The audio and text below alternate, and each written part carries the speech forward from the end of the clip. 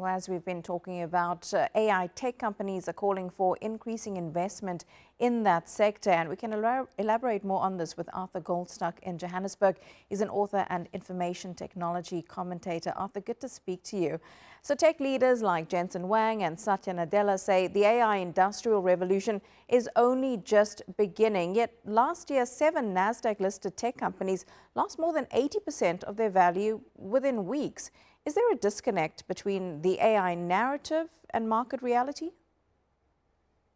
Not really. What we're seeing is an equation between the billions invested in large language models and software development and the trillions needed for infrastructure rollout. So when Jensen Huang talks about the billions already being spent versus the trillions that have to come, he's really talking about 2 phases of the AI revolution. So the billions already spent is on AI capability, and you could also say competitive advantage for a small group of companies.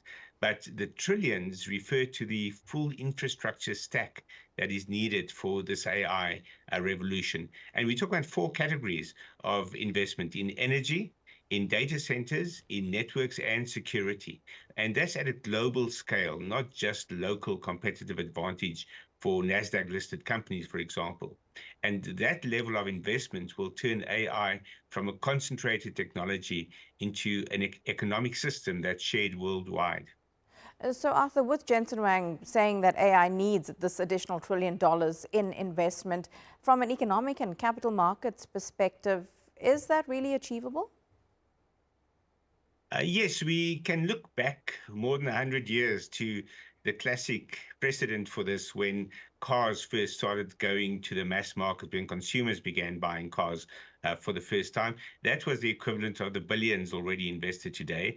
And then the roads network that had to be built out globally to deal with the cars and to facilitate the cars and to turn transport into a global infrastructure. That's the trillions, or the equivalent of the trillions that we're talking about today. So it's got a precedent, and it's absolutely necessary. So if you look at NVIDIA's valuation at the moment, it reflects demand for AI chips and not the readiness of global AI infrastructure.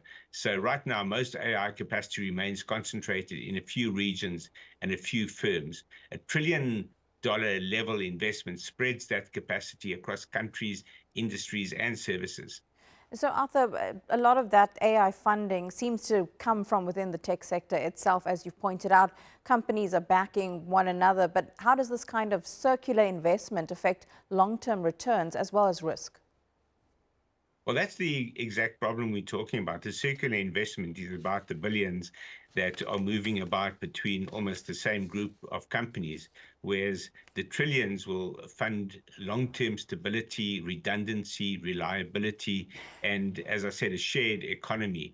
And we have to understand that AI will only truly become dependable when infrastructure grows faster than demand, and the infrastructure is available globally.